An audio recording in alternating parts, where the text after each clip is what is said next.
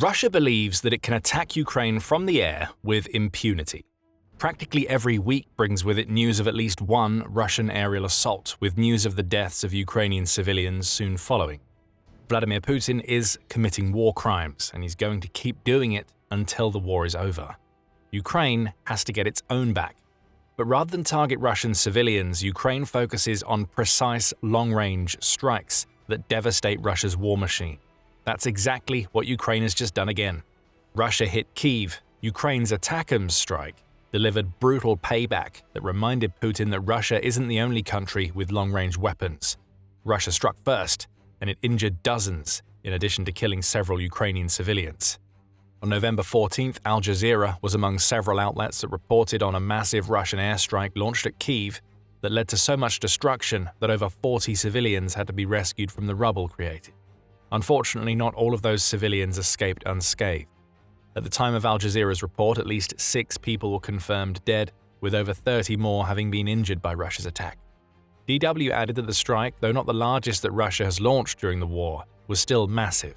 Over 430 drones were unleashed on Kyiv, along with 18 missiles, in a strike that Ukraine's President Volodymyr Zelensky called deliberately calculated to cause maximum harm to people and civilian infrastructure. Zelensky also provided more details about what Russia's drones and missiles hit. A wicked attack. As of now, we know of dozens of wounded, including children and a pregnant woman, Ukraine's president said on X. He added, "In Kyiv alone, dozens of apartment buildings have been damaged. The Azerbaijani embassy was hit by debris from an Iskander missile." Russia can't claim that any of these are military targets. It has killed civilians and even damaged the embassy of a country that has nothing to do with the war in its terrible strike. Zelensky capped off his X post with a warning delivered to Russia, along with a plea to Ukraine's Western partners. Ukraine is responding to these strikes with long-range strength, and the world must stop these attacks on life with sanctions. Europe and the United States can help. We are counting on real decisions. Thank you to everyone who helps, Zelensky said. That last statement is important. Zelensky often appeals to Ukraine's security partners for help in the wake of Russia's airstrikes, but this time the appeal may have been a portent of things to come. Little did Putin know that the US would answer Zelensky's call, not by delivering new weapons, as it turned out, but by lifting restrictions on the use of a long-range behemoth that Ukraine hasn't been able to unleash on Russia since the Trump administration came to power. That weapon is ATACMS. And just a few days after Russia's horrible strike on Kyiv, Ukraine used ATACMS missiles to get revenge brutally by targeting some of Russia's most important military facilities. On November 18th, Military carried the news of Ukraine's revenge strike using ATACMS missiles. At the time, relatively few details were available. The outlet based the majority of its report on a Telegram post published by the General Staff of the Armed Forces of Ukraine, which confirmed that the strike had happened without providing any more details. The Armed Forces of Ukraine have successfully employed ATACMS tactical missile systems to carry out a precision strike against military targets on the territory of Russia. This is a significant development that underscores Ukraine's unwavering commitment to its sovereignty, the post declared. We'll explain why the use of ATACMS is such a significant development later in the video. Military added that Ukraine hadn't provided any coordinates for its strikes, which is still the case as of the creation of this video. However, rumors had already started swirling that some of Ukraine's US-made missiles had been spotted near targets in the Voronezh region. That region's authorities quickly tried to quell these rumors, claiming that there was no missile attack, despite what Russia's military bloggers had to say. But the initial information was out there, and it wouldn't be long before it was all proven true. Russia, in a rare instance where it acknowledged an attack on its territory, tried to get ahead of the breaking news. The country's Ministry of Defense took to Telegram to announce that Ukraine had indeed launched an attack, and that it had used ATACMS to do so. Of course, this announcement was made in the most Russian way possible, a complete denial that Ukraine's American missiles had managed to hit their targets. On 18 November 2025 at 14:31 Moscow time, the Kyiv regime attempted to launch a missile strike against civilian objects in the depth of the territory of the Russian Federation. 4 US-made ATACMS operational tactical missiles were launched by the enemy against the city of Voronezh, the Russian Ministry of Defense's post reported. And wouldn't you just know it, Russian air defenses apparently proved themselves more than capable of dealing with the ATACMS missiles. During the anti-missile battle, Russian S-400 surface-to-air systems and Pantsir anti-aircraft missile system shot down all ATACMS missiles. Falling debris from the destroyed missiles damaged the roofs of the Voronezh Regional Geriatric Center and an orphanage, as well as one private house. Russia has used the falling debris excuse so many times when explaining why its military facilities are burning as a result of Ukraine's strikes. This time we get the twist, and likely the lie, about a geriatric facility, along with the outrageous claim that Russia managed to shoot down every American-made missile that Ukraine launched. In the same Telegram post, Russia also claimed to have identified the locations of a pair of ATACMS launched in the Kyiv region. The ministry also said that it had unleashed an Iskander-M missile at a Ukrainian position, destroying 2 multiple-launch rocket systems along with up to 10 members of the Ukrainian armed forces. It all seems a little too good to be true for Russia.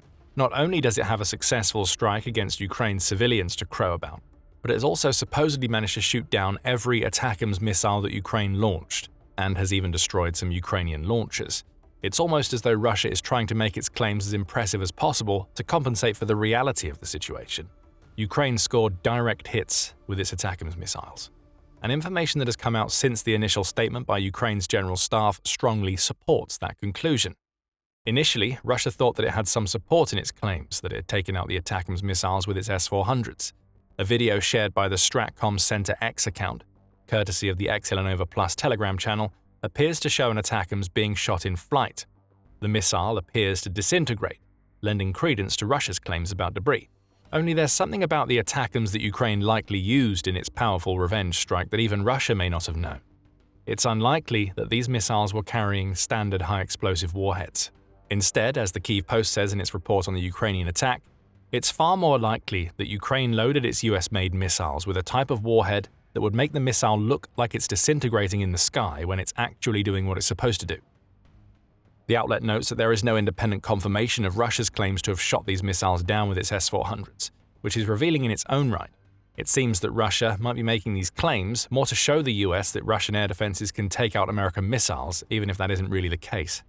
However, with Ukraine claiming to have hit targets successfully, it seems that Ukraine may have used a modern version of the ATACMS that can travel up to 186 miles and was armed with a cluster munition warhead. The outlet says that this type of warhead is the standard one used for any attack on a region that is expected to have a high concentration of troops or equipment, which will make sense in a moment when we reveal what Ukraine managed to hit. The outlet also says that this warhead doesn't impact and explode like a standard warhead would. Instead, it sets off a dispersing charge dozens of feet above the target, which scatters the cluster munitions that then plummet to the ground.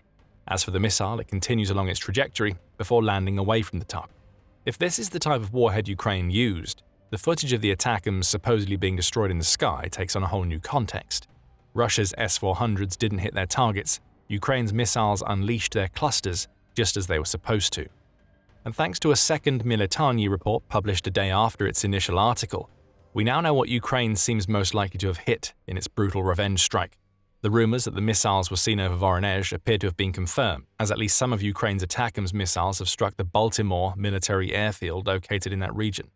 The Cyber Baroshno Telegram channel said as much in a Telegram post after speaking to several eyewitnesses.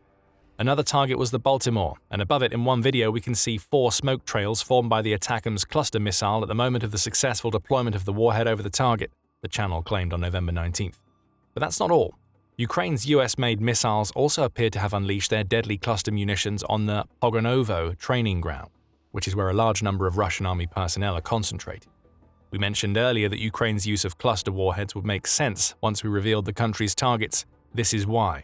A high-explosive warhead may have left a crater in the ground and perhaps taken out a building or two, but a warhead loaded with cluster munitions would have spread explosive firepower all over a training ground on which Russian soldiers may have been working.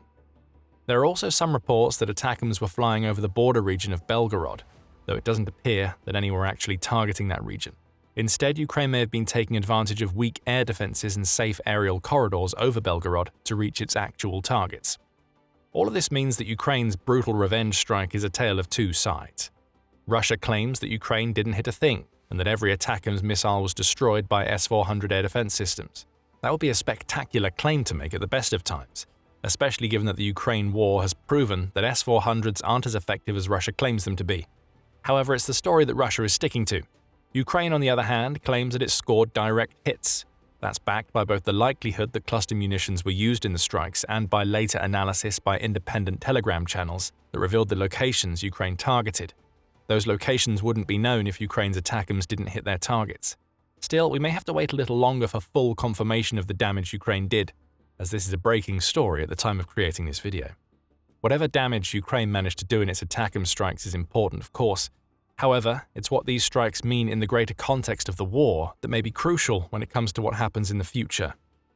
Speaking of the future, there are some things we know for sure, others that are up for debate, and yet others that seem to show that this latest Ukrainian long-range strike differs from so many others to the point where it could be a true turning point in the war. Let's start with what we know for sure. Ukraine's revenge strike won't stop Russia from unleashing more drones and missiles against Ukrainian cities. We know that for sure because Russia has targeted Ukraine once again since the brutal ATACMS payback. On November 19th, Reuters reported on a horrific Russian airstrike involving 476 drones and 48 missiles. Though this strike was supposed to be yet another targeting of Ukraine's energy infrastructure ahead of what is sure to be a freezing cold winter, Russian projectiles also hit residential buildings and caused death on a scale seen in few other strikes since the war began. Russia targeted the Ukrainian city of Ternopil, which is in the west of Ukraine, with drones and missiles that have killed 25 people that we know of so far. Around 80 others have been wounded, Reuters reports, and it appears that most of the casualties occurred due to a Russian missile literally tearing away the upper floors of a residential building. Al Jazeera has also reported on this strike, adding that children are among the wounded. It also updated the injury toll to almost 100 and says that the strike came as Zelensky arrived in Turkey for what is supposed to be another round of talks focused on ending the war. That end is unlikely to come anytime soon. Every brazen attack against ordinary life shows that the pressure on Russia is insufficient. Effective sanctions and assistance to Ukraine can change this, Zelensky said as he called on the collective West to apply yet more pressure to Russia. Unfortunately, both the strike that prompted Ukraine's ATACMS revenge and this most recent strike aren't outliers.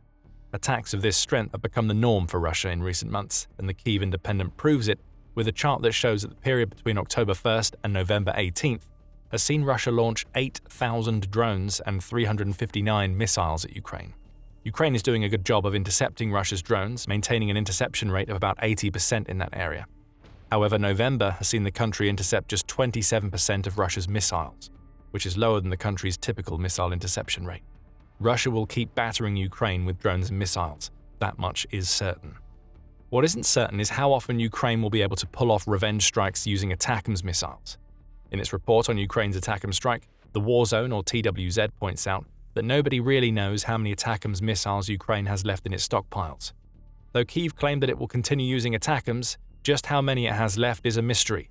Considering the long stretch between known uses, it likely ran dry for an extended period of time until the US supplied more, TWZ said. The outlet also links to an AP news report that reveals that Ukraine had received fewer than 40 ATACMS since the war began, and that it had run out of them by late January 2025. Given that Ukraine just unleashed ATACMS missiles on Russia, either the AP news report was wrong about Ukraine running out, or more have been sent to Ukraine since the report's March publication. Either way, questions remain about how many more of these types of strikes, specifically with ATACMS, Ukraine will be able to pull off in response to Russia's constant targeting of its civilians. TWZ says that it hasn't been able to confirm the reported 40 ATACMS that AP News reported, adding that current US inventory is believed to be in the low thousands. That stockpile may also be one of the reasons that Ukraine has received so few ATACMS. The US is wary of burning through its ATACMS missiles by sending them to another country, TWZ reports. However, it may become decidedly less wary now that the US Army is taking delivery of new precision strike missiles. These are short-range ballistic missiles that some see as a successor to the ATACMS. The first batch was delivered in December 2023, and it's possible that each new delivery will free up more ATACMS that can be sent to Ukraine. Of course, all of this assumes that the US is willing to cooperate with Ukraine when it comes to ATACMS. And that brings us to the significant development we mentioned earlier in the video, along with the reason why Ukraine's November 18th ATACMS strike may represent a true turning point in its war against Russia. Simply put, Putin would never have expected Ukraine to use this type of missile to attack Russian territory. The reason is that the US has seemingly had a shadow ban on Ukraine using ATACMS missiles against Russia ever since Donald Trump began his second term as president. Back in August, the Wall Street Journal revealed that the US has a new approval system in place for the use of ATACMS. The missiles weren't outright banned, the report claimed. However, Ukraine had been told that it would have to seek permission for every possible usage, and that hoops had to be jumped through to get that permission. One of those hoops was a final yes or no from US Secretary of Defense Pete Hegseth, and Ukraine had yet to clear the last barrier as of August. In other words, Ukraine hadn't used a single ATACMS missile on Russian territory since Trump became president. November 18th flipped that situation on its head. Ukraine's use of these missiles against Russia must mean that the US granted permission. Whether that permission only accounted for a single strike or it enables Ukraine to launch ATACMS at Russia at will remains to be seen. But either way, what we see here is not only a very effective strike using US-made missiles, but a strike that is the first of its kind in 2025. Trump has been showing signs that he's turning against Putin during the last couple of months. The first hints that ATACMS use against Russia would again become possible came in September, when Zelensky said that Trump had revealed that he was open to lifting restrictions on Ukraine's use of the missiles. Trump didn't confirm or deny that this conversation happened. However, the next few months displayed an American president who was getting increasingly frustrated with Putin. Following the cancellation of a proposed meeting with Putin in Hungary, Trump proclaimed that he didn't want to spend time on wasted meetings anymore. A couple of days after that cancellation, Trump added, "Every time I speak to Vladimir, I have good conversations, and then they don't go anywhere." Since then, the US has implemented new sanctions against two of Russia's largest oil companies. That's a move that Trump threatened for a while, with the fact that he followed through being a surefire sign that he has decided to move from threats to action when dealing with Putin.